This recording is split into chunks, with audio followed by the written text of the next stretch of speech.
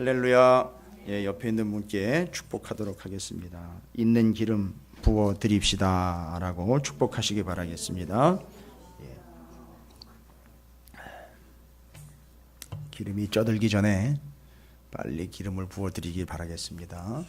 그게 뭔 얘기냐? 오늘 새벽 얘기예요. 오늘 새벽에 누가복음의 앞부분에 기록되어 있는 내용인데 다른 게 아니고 한 여인이 한 바리새인 이름은 시몬이라고 기록되어 있는 사람의 집에 저녁 식사라고 그러나 하여튼 식사에 초대를 받았어요. 예, 식사에 초대를 받았는데 한 죄된 여인이 죄인이라고 나와 있어요. 여자 중에 죄인인데 조용히 들어와 가지고 자기의 향유 옥합을 열어서 예수님에게 기름을 부어서 자기가 닦아드렸습니다. 그 참 귀중한 귀한 향이었거든요. 그걸 기름을 부어드리고 그걸 닦아드렸습니다. 그거 포인트로 지금 오늘 새벽에 우리가 나눴어요. 근데 그게 뭘 의미했느냐? 그 여인은 죄인이었습니다. 그러니까 죄인이니까 그 바리새인이 이렇게 보고 있다가 예수님에게 기름을 붓고 예수님을 만지는 저 손이 저 여자가 누구인지를 안다면 저거 결코 은혜스럽지 않은 행동인데 이렇게 얘기를 했거든요, 뒤에서. 근데 그 여인은 자기가 가지고 있는 것 중에 전부겠죠. 어떻게 보면 가치 있는 것으로 따지면 상당히 소중한 향유 옥합을 열어서 그걸 부어드린 거거든요. 그래서 새벽에도 말씀드렸지만 미혼 여성에게는 그게 결혼 지참금이기도 하고요. 어떨 땐 약으로 쓰기도 합니다. 참 귀중한 금전적인 용으로도 쓰기도 합니다. 여러 가지로 하여튼 귀중한 향유인데 그 여인에게는 거의 다였을 거라고 생각을 합니다. 그래서 사람들한테 죄인이다. 아마도 죄를 어떤 죄를 지었는지 모르겠지만 죄인이라고 매도를 당했던 여러 계층들이 있으니까 그중 하나겠지요. 부정한 여인이라고 가까이 못 오게 했던 그런 계층 중에 하나였겠죠. 정확하게는 안 나와 있지만 누가복음에 보면 여러 여자들이 등장을 합니다. 내일 새벽 본문인데 여러 여자들이 등장하면서 그 뒤에 밭 이야기가 나와요. 씨 뿌리는 이야기예요. 그래서 돌짝밭, 길가, 가시던 물, 좋은 땅, 요 이야기가 나와요. 내일 새벽에 얘기 드려야 되겠어요, 그거는.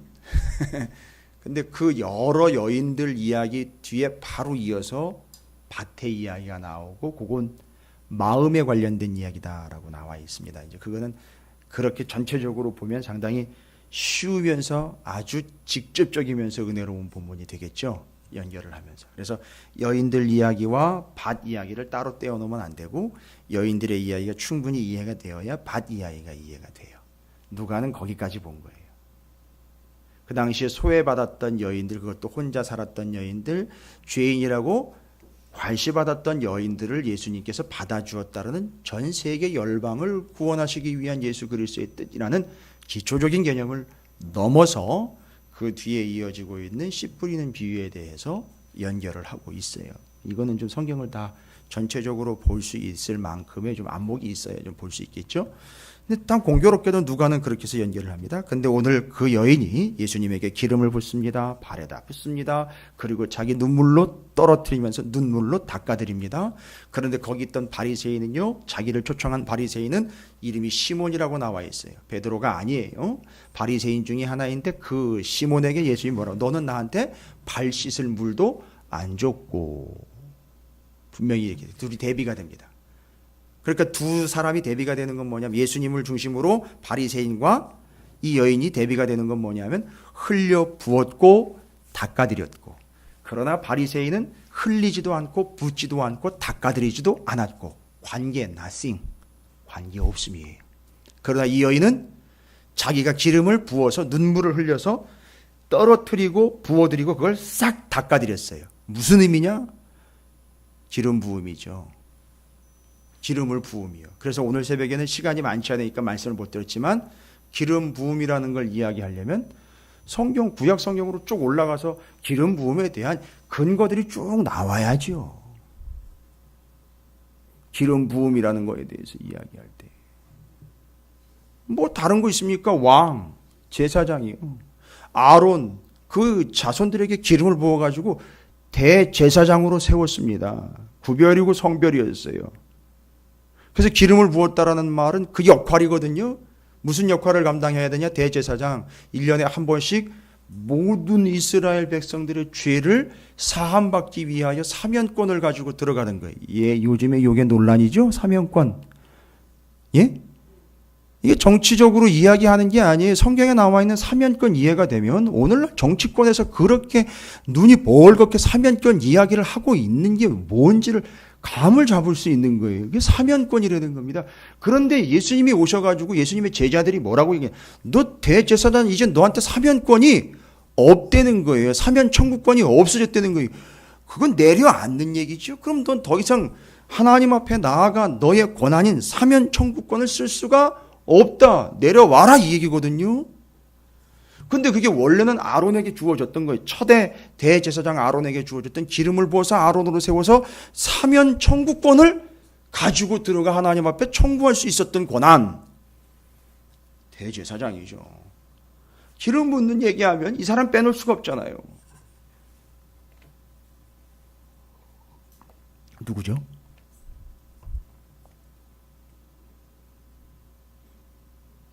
그것도 세 번에 걸쳐서 다윗이죠. 다윗 세 번에 걸쳐서 기름 부음을 받았어요. 놀랍지 않습니까? 한 번도 그건 제대로 되게 한 번도 쉽지 않은 건데요. 사무엘이 몰래 와가지고요. 아버지 이새에게 물어봐서 이게 다냐? 아니요. 양치는 제 아들이 하나가 있습니다. 데리고 와라. 그래서 거기서 청소년기 때 기름 부었습니다. 그리고 11지파가 위로 올라가 버리죠. 예. 사울의 잔존 세력들 아닙니까? 예. 그래서 아브넬과 이스보셋이요. 11지파 데리고 끌고 올라갑니다. 유다 지파만 남았죠. 지파로서의 유다. 그때 유다 지파만의 왕으로 기름 부었습니다. 근데 그때 아브넬이 다 내리고 내려오죠. 11지파 다 당신과 함께 하겠습니다 해가지고선 12지파 이제 전체의 왕이 될 때 그때 세 번째 기름을 붓습니다. 그래가지고 기름 붓는 왕이 돼요. 근데 그 왕은 다윗의 자손으로 오실 예수 그리스도의 조상이지만 예표로 치면 예수 그리스도의 말하자면 그 계보를 이어가는 그 통로로서의 상징을 가지고 있지 않습니까? 다윗 기름 붓는 거예요. 기름을 붓는 건 제사장이 왕이요. 또 혹은 선지자에게도 기름을 붓는다 했고요. 그러고 보니까 기름 붓는다. 그게 히브리어로 메시아라고 합니다. 메시아. 메사흐라고 하는데 원래는 메시아 뜻이 뭡니까? 기름 부음을 받은 자인데 그 뜻은 구출자, 구원자라는 뜻이에요. 근데 건방지게 여자가 갔다가 기름을 걷단 말입니다. 자기가 무슨 주제로 이렇게 이해하면 완전 구약 39권 그냥 날아가 버리는 거죠. 정말 개념 못 잡는 거죠. 그런데 그 기름 부었던 이야기들과 기름 부음의 의미들을 전체적으로 정리를 하고 이 여인이 자격도 없는 여인인데 아니죠. 자기한테 가장 소중했던 것이었는데요. 그 직전까지는 가장 소중했던 거예요. 이게 보루인 거예요. 이거나마 있어야 그나마 어려울 때 이거라도 팔든지 이거를 거래를 하든지 이걸 가지고 나든지 아니면 이걸 제시를 하든지 해서 어려운 상황을 그래도 모면할 수 있는 최후의 보루입니다. 그런데 누구를 만나는 순간이죠. 예수를 만나는 순간 제일 값어치 있었던 여겨졌던 그것이 제일 소중한 분을 위하여 그냥 들이붓는 바가 됐어요. 그래서 부었기 때문에 다른 사람은 상관없습니다. 다른 사람 얘기하지 마십시오. 이 여인에게는 가장 지금까지 가치 있던 것을 부어서 그보다 더 가치 있고 소중한 분, 그분이 내게 누구가 되는 거죠? 자기가 기름을 부었으니까 그분이 바로 자신에게 메시아가 되는 거예요. 여러분 이건 놀라운 사실입니다. 누가 다른 사람이 귀한 거를 투자를 해가지고 메시아를 기름 붓고 그리고 기름 부음 받은 그 메시아가 나한테 와서 나한테 소중한 존재가 되어주시면 좋겠거니 우리는 그런 상상과 착각을 하고 있어요. 누가 대신 희생해주고 주님은 내가 쓰고 뭐 이런 거 아닙니까? 누가 대신 헌신하고 나는 그냥 가서 숟가락에는 얹어놓고 이런 개념입니다. 무서운 얘기예요. 어떻게 이야기하면 이건 정말 전곡을 찌르는 얘기거든요. 오늘날 교회가 무너진 이유가 여기 있어요. 자기가 기름을 붓질 않습니다. 자기한테 소중하게 여겨졌던 모든 것들은 아직 가두어 놓은 채로 그냥 메시아로만 와달라는 얘기죠. 절대 노 땡큐입니다. 의미 없습니다. 그러나 이 여인에게는요, 자신이 직접 가지고 있던 기름을 싹 다 부어버림으로 그 여인에게 그 주님이 메시아가 되신 거예요. 구출자, 구원자가 되신 겁니다. 그 의미예요. 그런데 바리새인 너는 이 여인처럼 붓지도 않고 씻지도 않고 물도 주지 않았다. 그래서 둘의 믿음을 비교합니다. 그전에는요, 세례 요한 나와요. 세례 요한, 큰 자, 작은 자. 그러나 하나님 나라에서는 아무리 작은 자일지라도 세례 요한보다 크다. 지금까지 사람이 낳은 자 중에 세례 요한보다 큰 자가 없다. 여러분, 제가 이 여인이 기름 붓기 직전에 있었던 얘기를 다시 한번 말씀드리는 거예요. 그러니까 어제 새벽 얘기인데 그 얘기는 뭡니까? 맞아요. 큰 자, 작은 자 얘기예요. 제사장 나라, 하나님 나라 이야기를 대비시키는 게 아니라 이제 하나님의 나라가 왔는데 하나님 나라에서 큰 자가 누구냐, 작은 자가 누구냐. 알고 봤더니 예수님이 그렇게 혹독하게 이야기하면서 가는 데마다 이야기한 게 이 믿음이, 이만한 믿음이 크도다. 그 얘기인 거예요. 믿음이 큰 자, 작은 자 얘기하는 겁니다. 그렇게 연결이 되고 있는 거예요. 그래서 제가 요새 깜짝깜짝 놀래요. 제가 저를 보고 놀라는 게 아니라 이 누가복음을 읽으면서 야, 이 사람 기가 막힌 사람이다. 학문적으로 이미 깔끔하게 이미 다 부족함이 없이 정리가 됐는데 거기에 성경이 들어간 거예요. 성경을 아주 제대로 본 사람이에요. 구약뿐만 아니라 예수님의 말씀과 복음서들과 그 수많은 말씀들이 다 정리가 된 거예요. 철저하게 정리가 된 겁니다. 이제 끝까지 정리가 다 된 거예요. 그래서 누가복음이 보면 장별로 길어요. 그러니까 늘어놓는 게 아니라 설명할 말이 많다는 겁니다. 상당히 중요한 얘기죠. 자, 여러분이 그 여인처럼 하나님께, 주님께 기름을 부어드리는 그런 존재가 되시기를 주님의 이름으로 축원을 드립니다. 우리에게는 시간이라는 기름이 있어요. 건강이라는 기름이 있습니다. 재물이라는 기름이 있어요. 그거 붓지 않으면 나하고 주님은 상관이 없습니다. 구약의 율법에 의해서 기름 종지에 있는 기름을 붓고 안 붓고의 그런 형식적인 형식을 이제 넘었습니다. 우리는 우리 저마다 상당히 중요한 옥합 하나씩 다 가지고 있어요. 저거 어떻게 아냐고요?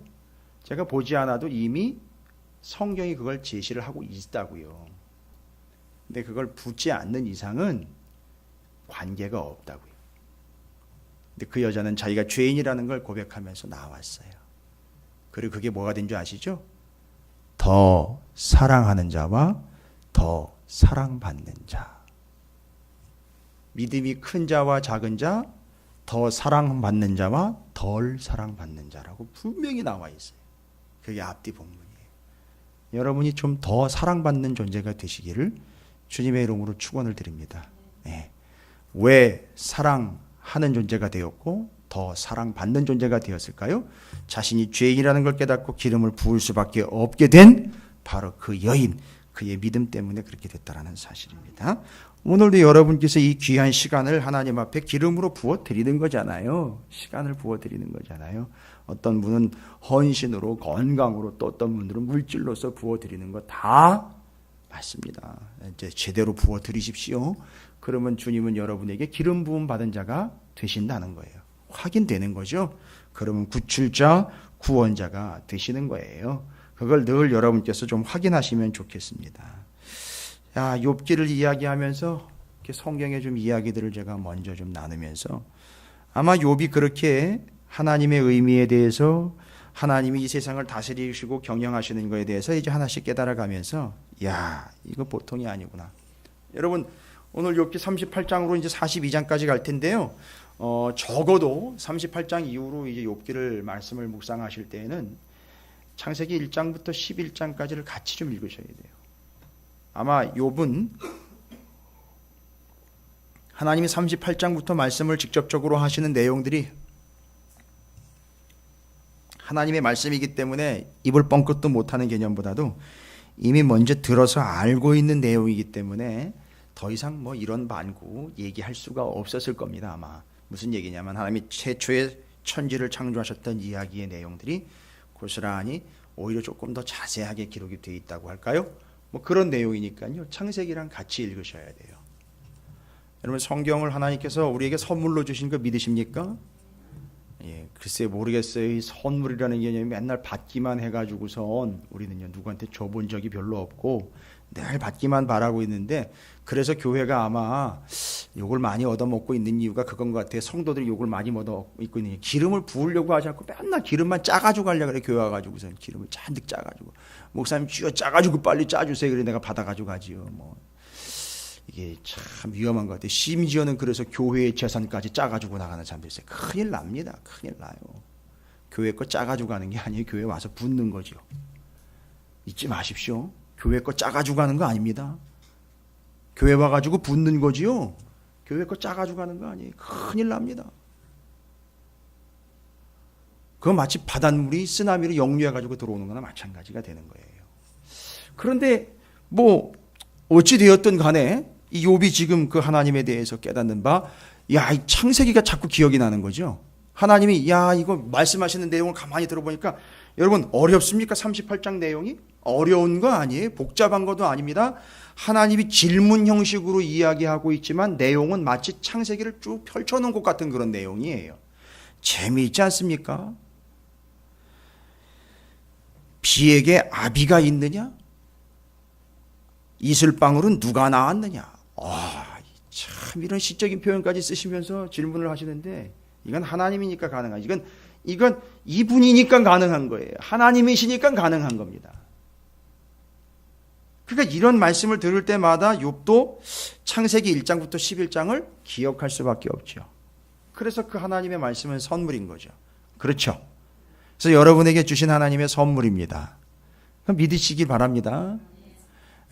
잘 설명이 이해가 안 되시면 이 하나님의 말씀을 선물로 받은 사람들 이야기가 또 구약에 나와 있잖아요. 여호수아와 함께 가나안으로 들어간 사람들이요 선물로 받은 게 있죠. 들어갈 때 그냥 들어가지 않고 선물로 받아가지고선 챙겨가지고 들어가잖아요. 광야 40년 내내 계속 들었던 것 성경에 나와 있어요. 여호수아에게 그 손에 쥐켜주라고 모세 오경을요. 여러분 이렇게 좀 생각을 좀 이렇게 좀 치밀하게 좀 하시면서 말씀도 좀 정리하시기 바랍니다. 그냥 이렇게 두리뭉실하게 그냥 주일날 오면은 진행되는 말씀 속에 그냥 묻어가는 내용이 아니라 여러분께서 이렇게 잘 정리를 해보십시오. 여호수아와 함께 여호수아에게 모세 오경을 손에다 쥐켜줬다 그랬어요. 그럼 이걸 가지고 가나안에 이스라엘 백성들이 40년 뒤에 들어갔습니다. 모세 오경이요 선물로 주신 거죠. 거기 가서 펼쳐져 충분히 그걸 가지고 살아라. 요즘에 우리가 열왕기 상하 거의 끝나가는데 이 열왕기 상하는요 뭘 선물입니까? 그게 맞아요. 선물입니다. 무슨 얘기입니까? 끝 이야기에 보면 바벨론에 의해서 포로로 70년 끌려갑니다. 바로 포로로 끌려가는 이스라엘이 아닌 이제 남의 나라 땅에 70년 동안 끌려가야 되는 사람들한테 끌려간 그 사람들한테 준 선물이 뭐냐면 열왕기 상한가였던 거예요. 우리가 그렇게 살지 못했던 게 왜냐하면 왕정 500년 역사가 문을 닫고 페르시아 일국권 곧 페르시아 시대 바벨론 페르시아 시대를 70년 동안 거기서 보내야 되는데 그 사람들한테 열왕기상하 니들이 어떠했는지에 대한 이야기이다 하면서 적어서 열왕기상하를 손에다가 쥐켜주고 바벨론에 들어간 거예요. 그러니까 그 사람들 70년 동안 뭐 가지고 열심히 공부한 거죠? 열왕기상하 모세 오경 가지고 열심히 공부했던 거예요. 알고 봤더니 정말 우리가 죽일 놈들이었구나. 정이 끝난 거예요. 그리고 70년 동안 충분히 공부하고 다시 재교육받고 예루살렘으로 다시 성전 지으러 돌아올 때 그때 역시 이건 아니었지. 그렇지. 11개 상하를 보니까 이게 원래는 이게 아니었고 이게 아니었는데 야 이게 우리가 정신 못 차렸구나 해가지고 역사를 다시 보고 재정립해가지고 다시 기록한 게 역대상하. 그래서 올 때 역대상하 들고 들어온 거예요. 잘 보십시오. 성전 기명 5,400개도 들고 들어왔지만 한 손에는 성전 기명이요. 그 성전 기명을 잘 활용할 수 있도록 지금까지 제대로 못했던 걸 다시 반추하고 다시 제고해가지고 제대로 된 역사를 하나님으로부터 다시 기록한 역대상하를 들고 양손에다 들고 다시 들어와 성전 재건, 성벽 재건을 한 이야기가 그게 바로 역대상하 이야기인 거예요.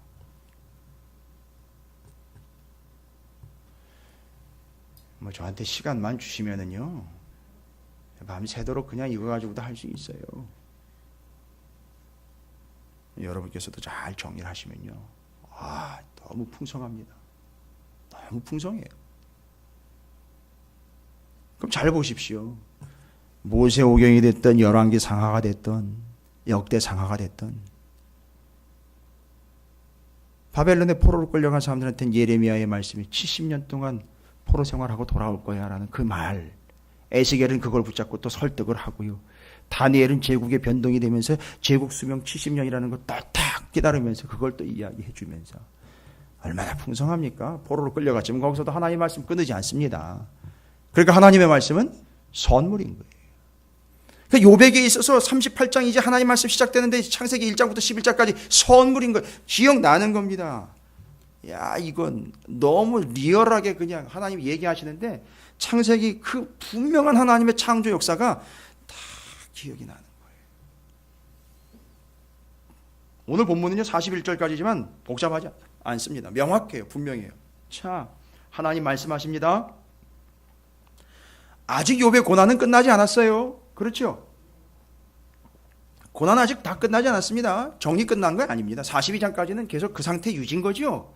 근데 거기서 하나님의 말씀 듣고 엘리후 선지자의 말씀도 들었어요. 근데 38장에 보니까 그때 여호와께서 모 가운데 욥에게 말씀하여 이르시되, 여러분 이러면 욥기의 내용이지만 우리가 지금까지 뭐 선지서도 살펴봤고 열왕기상하 역사서도 살펴봤지만 하나님이 모 가운데에서요 폭풍우 가운데에서 이런 얘기 탁탁 나오면 여러분이 좀 기억나는 게 좀 있어야 될 것 같지 않습니까?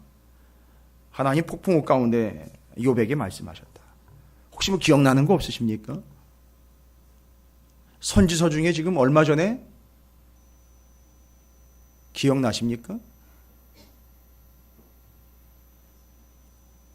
그렇죠. 선지서가 뭐 한두 개인가요? 예전에 그 에스겔서 기억나십니까? 에스겔서. 그 에스겔은 포로로 끌려간 사람들과 같이 끌려가서 거기서 아사라 돌아갈 생각하지 말아라. 여기서 하나님의 뜻을 충분히 받아서 여기서 충분히 훈련받고 다시 돌아가야 되니까 이거 70년 동안 받아들여라 할 때에 꼬꾸라져 있는 에스겔에게 하나님이 나타나실 때 이야기 기억나십니까? 예? 우레와 번개, 천둥, 그거는 예전에 모세오경에서도 마찬가지잖아요. 모세한테 나타날 때도 그렇고 이스라엘 백성들에게 나타날 때도 그렇고 하나님의 임재도 그렇고요. 하나님의 임재를 상징할 때에 바로 구름, 폭풍, 번개, 우레 뭐 이런 것들, 그렇죠? 그래서 이게 자연 현상이 아니라 하나님이 뭐 하실 때는요, 임재하실 때에는 이런 현상들이 나타났다는 거 여러분 기억하십니까? 그런데 여기 바로 폭풍 가운데에서 욥에게 말씀하셨다라는 건 자연 현상이 아니라 하나님이 직접 뭐 하신 거죠? 지금 임재하신 겁니다. 왜 중요하냐 하면 하나님 폭풍 가운데 말씀하셨다는 건 직접 말씀하시는데 하나님이 뭐 가운데요? 폭풍 가운데 임재하신 거예요. 우리는 폭풍과 임재를 나눠 놓습니다. 그래서 폭풍이 오면 두렵고 인생의 폭풍이라는 것이요. 예? 인생의 폭풍이요. 인생의 홍수요. 인생의 비바람이요. 인생의 먹구름. 그죠?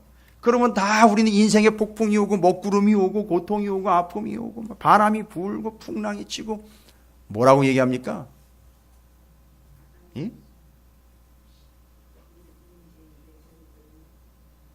이용장 권사님이 알아서 잘 정리하시네요. 그러면 욥은 지금 쨍하고 해 뜰 날입니까? 비바람 치고 폭풍이 일고 바람이 부는 상황입니까? 고난이니까 보나마나 폭풍인 거예요. 비바람이고요. 번개고 우레고 구름 낀 인생입니다. 그런데 지금까지 아니 욥도 오해를 했고 우리는 아직도 오해를 하고 있는 게 그걸 빨리 제거해 주시거나 내가 거기를 빨리 벗어나서 맑은 하늘 아래로 내려가고 싶다는 얘기죠. 뭔 얘기입니까? 이건 뭘 거부하는 거죠? 하나님의 임재를 거부하고자 하는 거예요. 그러니까 제가 지금 끝까지 본문이 말하고 있는 게 고난의 의미를 계속 얘기해 주고 있는 거예요. 그놈의 지긋지긋한 고난, 교회 오면 고난을 좀 이겨낼 수 있는 비법이나 방법을 좀 일러주면서 교회 다니는 좀 맛이 생겨야 되는데 맨날 고난을 겪어내라는 얘기만 하니까 짜증나는 거예요. 죄송합니다만 답이 없어요. 그런 사람들한테는. 정말 죄송합니다. 딴 데 가서 알아보세요. 고난은요, 폭풍은요, 하나님의 임재예요. 그러니까 인생에 고난이 왔다는 얘기는 이 더러운 고난, 지긋지긋한 고난, 짜증나는 고난이 온 게 아니라 말 조심하세요. 하나님이 오신 거예요. 안 믿으면 마십시오. 저도 그거 가지고 타협하기는 싫어요. 제가 경험해 봤고요. 지금도 경험하고 있는 수많은 사람들, 믿음의 선배들, 선교사님들 가가지고 아프리카 오지에서 죽어가면서 그 고난 속에서 그걸 경험했던 수많은 믿음의 선진들과 선배들이 이미 증거해 놓은 거예요. 우리가 어떤 고난을 얼마나 당하고 있는지는 모르겠지만 작은 고난일지라도 큰 고난일지라도 그 고난이라는 것은, 폭풍이라는 것은 빨리 좀 걷어냈으면, 내가 그걸 좀 피해갔으면 하는 게 아니라 그 고난은 하나님의 임재를 이야기하는 거예요. 첫 번째로 이야기하는 겁니다. 첫 번째로 이야기하는 거예요. 이 고난은 하나님의 임재의 상징이라는 거예요. 여러분에게 임재가, 죄송합니다, 임재가가 아니죠. 여러분에게 고난이 찾아오게 되었다. 하나님이 임재하시고자 하십니다.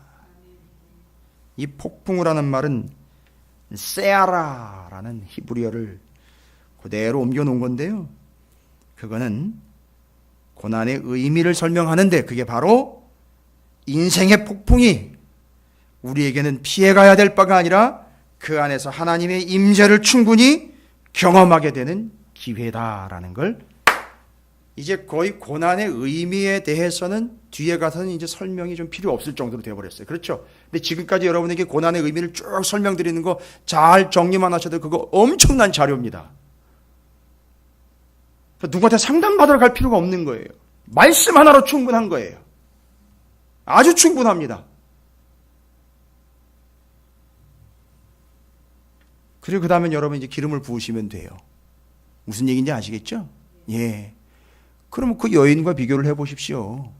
죄인이었고요. 뭔 죄를 졌는지 모르겠지만 그 인생의 고난을 충분히 겪었겠죠. 사람들이 그냥 무시했겠죠. 외면했겠죠. 피해 다녔겠죠. 그렇죠. 그게 고난이었던 거죠. 거기에 주님이 임재하신 거예요. 기름을 부어서 주님과의 관계를 완벽하게 한 겁니다. 자, 그래서 욥은 이걸 이야기합니다. 첫 번째 38장이 시작되면서 고난이라는 것은, 인생에 닥친 폭풍을 하는 것은 그냥 우리가 피해가야 되고 제거해야 될 현상이 아니라 하나님의 임재의 현상이다라는 것, 이거 잊지 마십시오. 상당히 중요한 내용입니다. 여러분에게 고난이 왔습니까? 그건 누가 임재하시는 것이죠? 하나님이 임재하신다라는 증거입니다. 그땐 몰라도 아마 지금에 와서 여러분이 아실 것이고, 지금은 정말 인정하기 싫다 하더라도 여러분의 인정 여부와는 상관이 없습니다. 하나님은 여러분에게 고난을 통해서 그 폭풍을 하는 걸 타고, 먹구름을 타고, 번개를 타고, 우레를 타고 거기 하나님이 임재하십니다. 아마 이게 이스라엘 백성들에게는 아마 리얼했을 거예요. 막 번개가 치고 막 마른 하늘에 날벼락이 막 치면서 구름이 싹 임하면서 이게 왜 이러지? 이게 장마 때도 아닌데, 이런 생뚱맞은 얘기하는 게 아니라 하나님의 임재로구나 하고 바로 무릎을 꿇어버리겠죠. 그 자리에서. 바로 그겁니다. 그리고 모세가 40일 동안 시내산 올라갔을 때 그 시내산에서 보이는 하나님의 임재를 밑에서도 다 목격을 한 겁니다. 거기만 그런 현상들이 계속 나타나는 거잖아요. 다 다 본 거죠. 헛소리 안 하는 거예요. 그러니까 인생의 고난이 딱 닥치면 겸손하게 무릎 꿇는 거죠. 옥합 열 준비하는 거죠. 이게 하나님의 임재입니다. 그래서 고난의 의미를 먼저 정리합니다.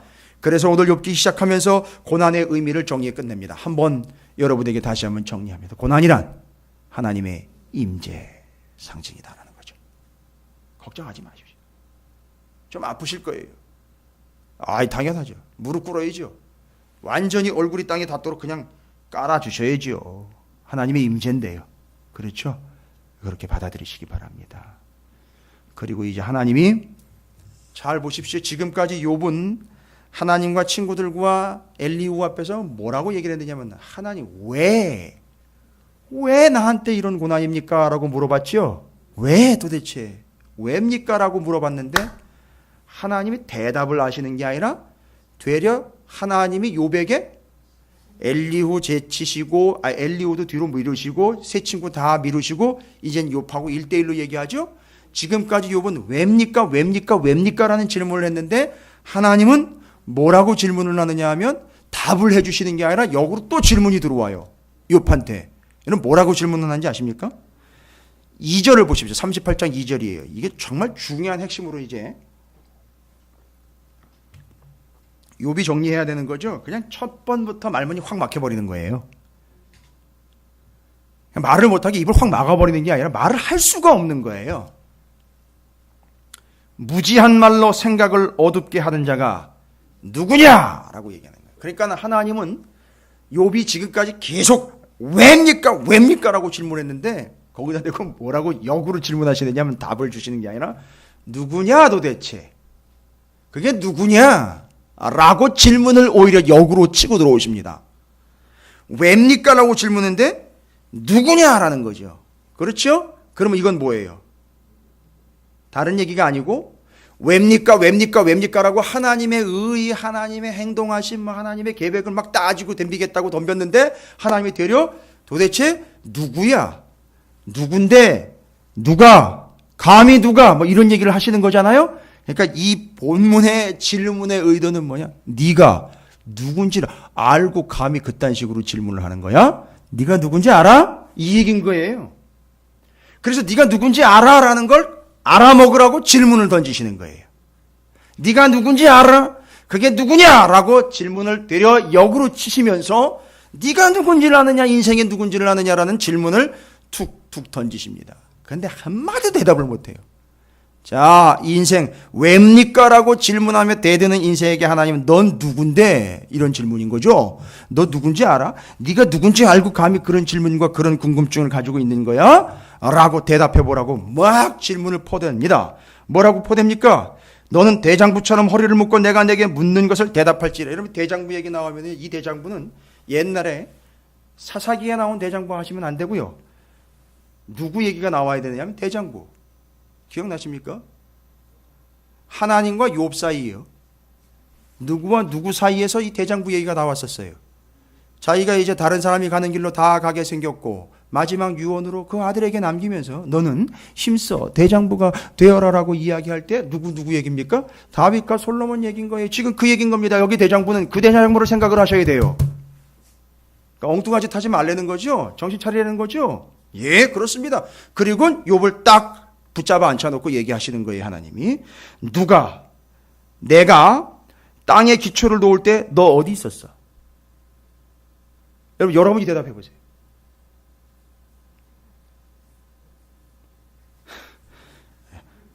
첫 질문부터 답할 수가 없습니다. 지금 완전히 그냥 막혀버리는 거죠.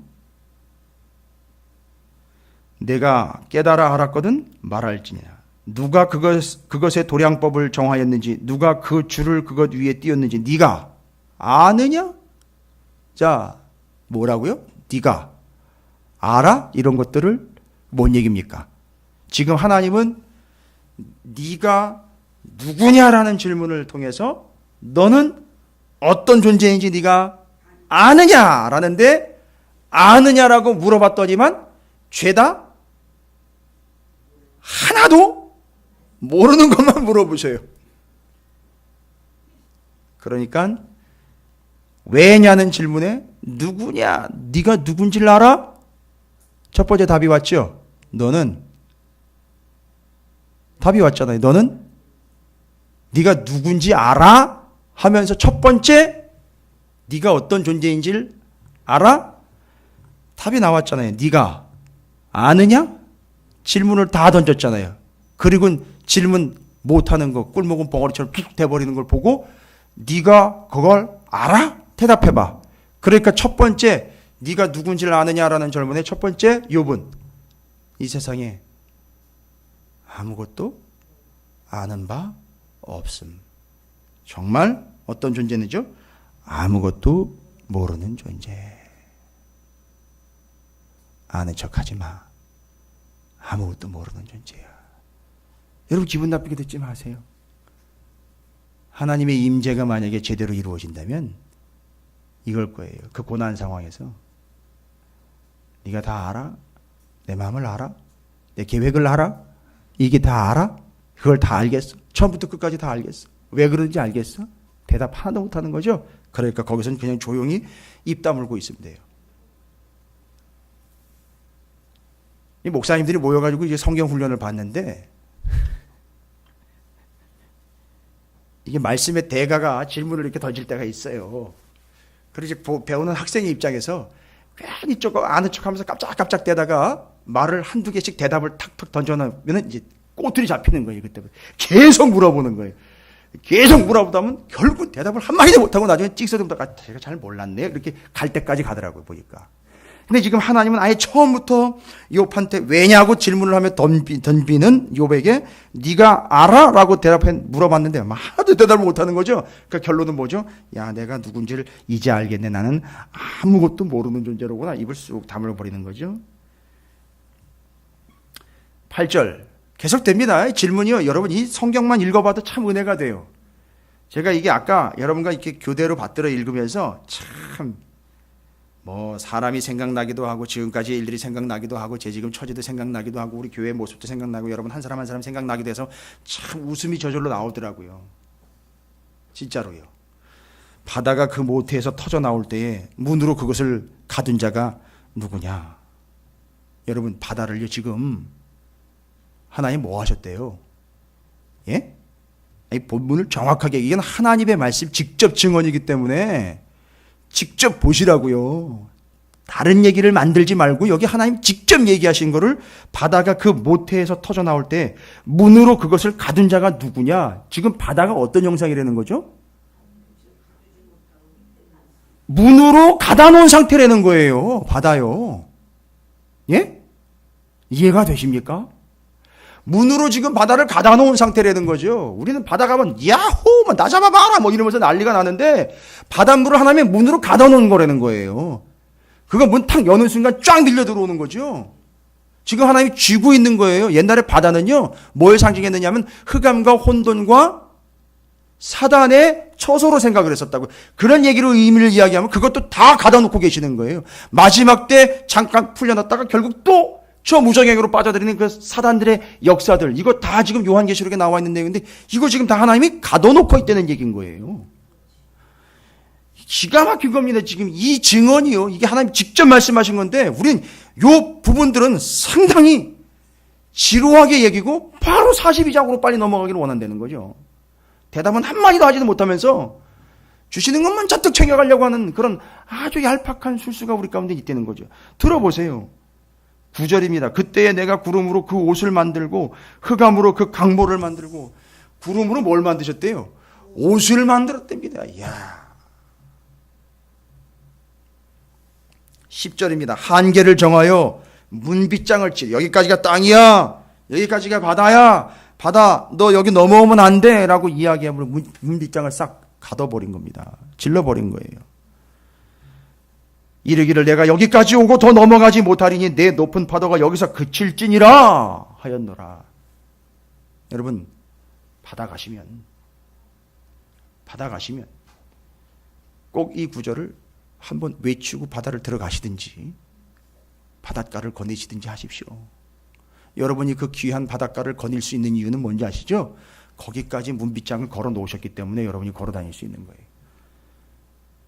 12절에 내가 너의 날에 아침에 명령하였느냐? 새벽에 그 자리를 일러주었느냐? 아침이 언제고 새벽이 언제인지 네가 정했어?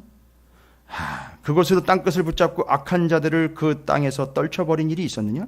땅이 변하여 진흙에 인친 것 같이 되었고 그들은 옷같이 나타나되 악인에게는 그 빛이 차단되고 그들의 높이 든 팔이 꺾이느니라.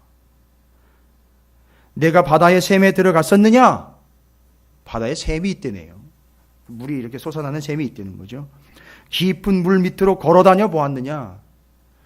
아니 뭐 잠수복 입고 가보지 않은 그 얘기가 하는 거 아니죠. 지금 하나님은 그 물속을 지금 뭐 하고 계시는 거죠? 거닐고 계시는 거예요. 뭐 에덴 동산만 이렇게 산책하시면서 거니시는 게 아니고 그 바다 밑속을 거니시는 거예요. 하나님이 운행하시고 거니시는 거. 좀 깊이 좀 생각하시면서 그 모습들을 좀 이렇게 떠올려 보시면 좋을 것 같습니다. 내가 바다의 샘에 들어갔었느냐? 깊은 물 밑으로 걸어다녀 보았느냐? 사망의 문이 내게 나타났느냐? 사망의 그늘진 문을 내가 보았느냐? 땅의 너비를 내가 측량할 수 있느냐? 내가 그 모든 것들을 다 알거든 말할지니라. 첫 번째 아까 네가 이런 것들을 아냐? 물어보셨죠? 답은요. 너는 아무것도 모르는 존재다. 두 번째는요. 네가 봤냐? 대답해 보시오. 봤냐? 못 봤죠. 그래서 우리는 못 봤어요. 하나님이 하시는 걸 못 봤어요. 알지도 못하고 보지는 못했어요. 그러니까 여기서 이 이야기는 뭐냐면 너는 우습게 여기는 게 아니고요. 하나님이 정확하게 너는 아무것도 아니야. 아무것도 몰라. 아무것도 아니야. 19절 어느 것이 광명이 있는 곳으로 가는 길이냐? 어느 것이 흑암이 있는 곳으로 가는 여러분 광명과 흑암이 시작되는 곳 아세요? 아니, 제가 뭐 알고 물어보는 게 아니에요. 저도 모르는데 여러분과 이 말씀이 그대로 나와니까 질문 드리는 거예요. 빛이 어디서부터 오는지 아세요? 광명이 그러면 어둠이 어디서부터 오는지 아십니까? 아니 뭐 어둡다가 지금 밖에 밝아졌다가 뭐 이렇게 왔다 갔다 하는 거 그런 거 아니에요? 근데 여기서 뭐래요? 무언가 그게 근원이 있다는 거예요. 어디로부터 왔다는 거예요. 참 어려운 얘기네요. 그런데 대답이 안 되니까 참 답답하죠. 너는 그의 지경으로 그를 데려갈 수 있느냐? 그의 집으로 가는 길을 알고 있네. 심지어 집이래요. 어둠과 광명이 있는 집이 있답니다. 내가 아마도 알리라. 내가 그때 태어났으니 너의 횟수가 많음이라. 이건 비꼬는 거예요. 너 참 오래 살았으니까 잘 알겠다. 너 좀 많이 먹어봤으니까 좀 알겠다. 너 신앙생활 좀 했다며. 알겠네. 여러분 이거 상당히 비꼬는 얘기예요. 너 좀 해봤다며. 뭐 좀 안다며. 대답해봐. 이런 얘기인 거예요. 자꾸 왜 이런 질문 했었잖아요. 욥이. 그러니까 하나님이 얘기하시는 거죠. 내가 눈 곳간에 그러니까 눈이 여러분 죄송해요. 이거 애들한테 얘기하면 우리 목사님 무식하고 아무것도 모르니 과학적인 건데 아무것도 모르니 눈이 어디서부터 오는 거냐면 이게 찬 기운과 더운 기운이 만나면서 온도가 떨어져서 그게 결정체가 돼가지고 떨어져 내려오는 게 아니라 성경에는 뭐라고 나오면 눈이 쌓여있는 곳간이 있대요. 여러분 보셨어요? 죄송해요. 저도 못 봤어요. 우리 말하지 말자고요. 그러면 괜히 따지고 들지 말자고. 그냥 아는 척하지 말자고. 괜히 본 것처럼 그렇게 추측하지 말자고요. 괜히 척척하지 말자고요. 그죠? 못 봤어요. 곳간이 있대요. 눈 곳간이 있었대요. 거기 들어가 봤냐는 거예요. 여러분 염전에 소금 쌓아놓은 데는 가보셨죠? 죄송해요. TV로 나오는 거 보셨죠? 예. 마치 그것처럼요. 소금 하얗게 쌓아놓은 것처럼 눈 하얗게 쌓아놓은 데가 있대. 그래가지고 그걸 이렇게 뿌려주시는 개념이라는 거 아니에요? 지금? 이걸 받아들여야 되는 건지 어떻게 되는지 잘 모르겠어요. 근데 욥은 이거 받아들일 수밖에 없죠. 왜요? 어떤 상황이니까? 고난이라는 하나님의 임재 상황 하에서 하나님 말씀하시는 거니까. 우박이요. 창고가 있대요. 우박 창고요. 눈 곳간 우박 창고. 이야, 멋있는 표현이네요. 내가 환난 때와 교전과 전쟁의 날을 위하여 이것을 그날의 우박의 죽은 숫자가 창과 칼의 죽은 숫자보다 많더라. 성경에 이스라엘의 적들이 쳐들어왔을 때 하나님이 우박 내려가지고서 난리 나는 거 여러분들 기억하시죠? 그 얘기하는 거. 내가 환난 때와 교전과 전쟁의 날을 위하여 이것을 남겨두었노라. 하나님의 말씀입니다. 광명이 어느 길로 뻗치며 동풍이 어느 길로 땅에 흩어지느냐. 동풍은 동쪽에서 부는 거잖아요. 근데 불어와가지고 어떻게 흩어져 가는지 여러분 보셨어요? 바람이 몇 갈래로 얼마나 많은 양들이 이렇게 막 흩어져 가고 막 어떻게 갈라져 가는지 보셨어요? 아, 그거 물어보시는 거예요. 봤어? 이러고 물어보는 거죠? 못 봤지? 그러니까 너는 아무것도 못 본 거야. 괜히 본 척하지 마. 은혜 조금 받았다고 그 은혜 받은 거 가지고 막 내가 뭐 귀신도 받고 뭐도 받고 막 봤다고 난리가 나요. 봤는데 하나님 뭐라고 얘기하십니까? 이건 본 게 아니야. 제대로 본 게 아니야. 너는 아무것도 아니야. 뭐 이런 얘기입니다.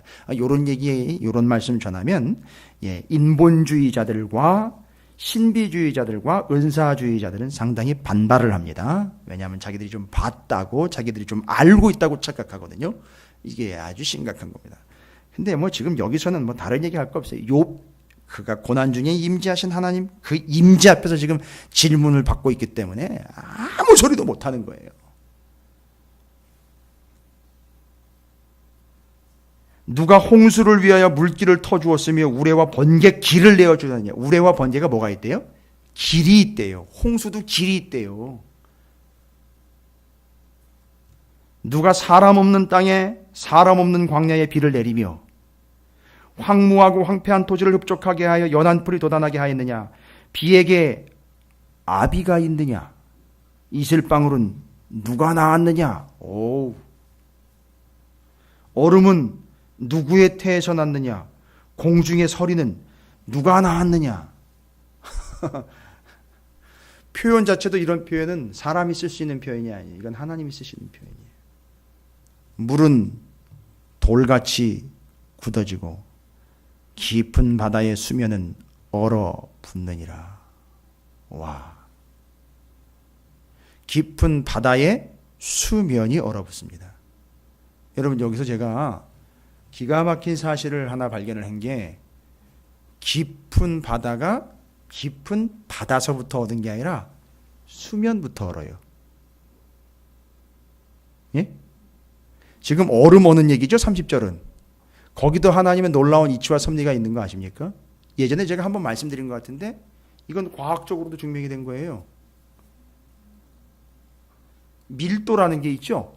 밀도. 죄송해요. 이게 좀 어려운 얘기인데 부피분의 질량이에요. 그런데 물이 얼면 물은 밀도가 1이에요. 밀도가 1입니다. 기준이에요. 철가루는 물에 가라앉습니까? 물에 뜹니까? 가라앉죠. 그러면 그 철가루는 밀도가 1보다 크다는 얘기예요. 그래서 가라앉는 거예요. 톱밥은요? 뜨지요. 물보다 가벼워요. 그런데 이게 밀도가 작기 때문에 뜨는 거예요. 와우. 그러면 물이라는 거는요, 얼면 여러분 아시죠? 옛날에 우리 어르신들 다 경험해 보셨잖아요.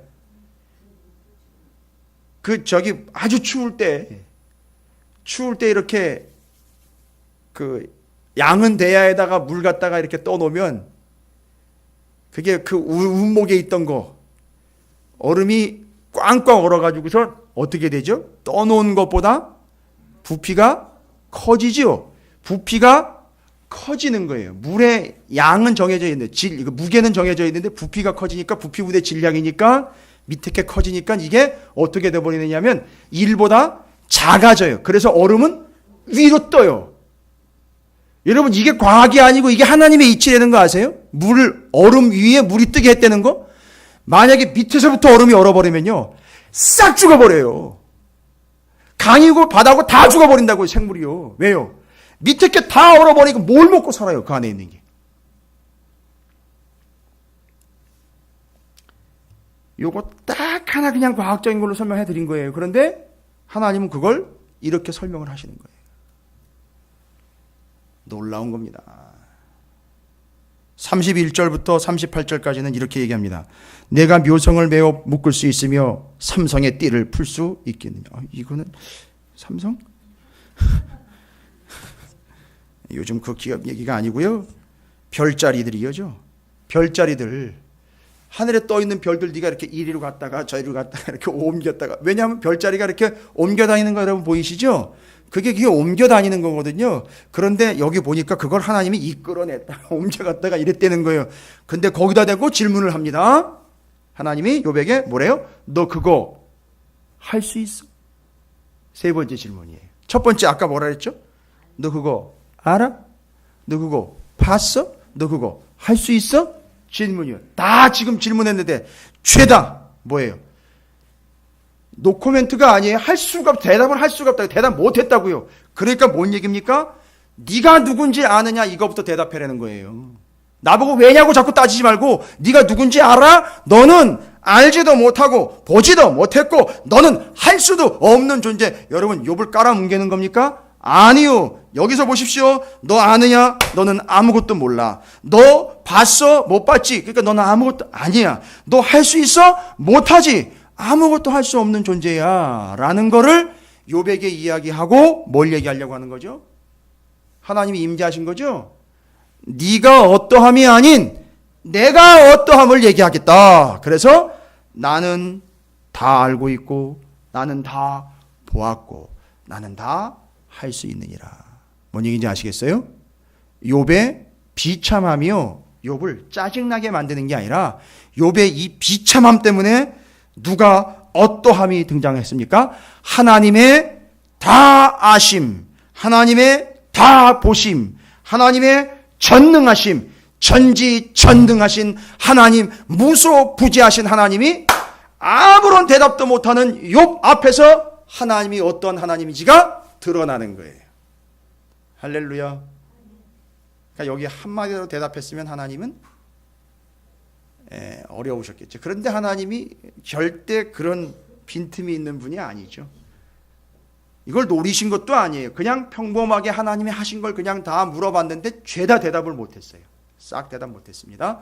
그걸 통해서 욥을 비참하게 만들려고 하는 게 아니라 너 모르지, 못 봤지, 못하지. 그러나 나는 알아, 할 수 있어, 봤어. 내가 이런 존재야. 그러니까 왜라고 묻는다는 것 자체가 얼마나 시건방진 질문이었는지 욥은 알고 싹 들어가는 거예요. 한마디도 못합니다. 한마디도 못해요. 39절, 내가 사자를 위하여 먹이를 사냥하겠느냐, 젊은 사자의 식욕을 채우겠느냐. 그것들이 굴에 엎드리며 숲에 앉아 숨어 기다리느니라. 까마귀 새끼가 하나님을 향하여 부르짖으며 먹을 것이 없어서 허우적거릴 때에 그것을 위하여 먹이를 마련하는 이가 누구냐. 사자의 식욕, 까마귀의 배고픔까지, 그것까지 다 아시고 주관하시고 보시고 먹이시고 입히시는 하나님. 그래서 이게 이해가 돼야 솔로몬의 영광이 이 꽃 백합화 하나만 못하다라는 말이, 이런 게 이해가 돼야 싹 정리가 되는 거예요. 그러니까 그게 정리 안 되면 맨날 내가 큰 영광을 제일 많이 받는 것처럼 착각하며 살아가는 거죠. 내가 최고라고 생각하고. 그리고 조금 했다라고 그 뒤에다가 왜 나한테 이렇게 얘기를 하는 거죠. 절대 그렇지 않습니다. 첫 번째, 오늘 38장을 통해서 고난의 의미를 다시 한번 정리하셨습니다. 고난은 폭풍이에요. 그렇죠? 그런데 그것은 피해가야 되거나 짜증나는 게 아니라 하나님의 임재입니다. 거기서 하나님이 우리에게 물으시죠. 우리는 자꾸 왜입니까? 왜입니까? 라고 물었는데 오히려 하나님은 너가 누군지 알아? 누군지 알아? 넌 누구냐? 라고 질문을 다시 역으로 하셨죠. 대답을 해야 되는데 질문이 3개가 나왔죠. 어떤 질문이야? 너 알아? 너 봤어? 너 할 수 있어? 대답했습니까? 못했습니까? 못해요. 지금도 못합니다. 그러니까 짜증내거나 하나님 앞에 덤비거나 아니면 다른 믿음을 갖는 거나 다른 종교로 넘어가는 게 아니라 그러한 하나님이, 질문하신 하나님이 반대로 나는 그렇지만 내가 믿는 하나님은 어떤 하나님이냐가 확실하게 증명이 됐죠. 다 아시는 분, 다 보시는 분, 다 할 수 있는 전지, 전등, 무소부재하신 하나님이 정리가 됐습니다. 여러분, 이런 하나님 믿으시기 바랍니다. 자꾸 뭘 따지려고 하지 말고 믿으세요. 이렇게 됐을 때에 우리는 근거로 여러분에게 제가 모든 영혼들에게 말할 수 있는 겁니다. 사람들한테 또 괜히 기분 나쁘게 쥐뿔도 모르면서 알지도 못하면서 보지도 못한 게 하지도 못하는 게 이러지 마시고요. 내 스스로가 그런 존재이니까 하나님은 어떤 하나님인지가 드러났잖아요. 나의 이 없음의 존재 때문에 있음의 존재이신 하나님이 드러났잖아요. 이젠 그 하나님만 믿고 의지하고 그냥 맡기면 되는 거예요. 왜냐고? 왜 그런지 자꾸 왜냐고?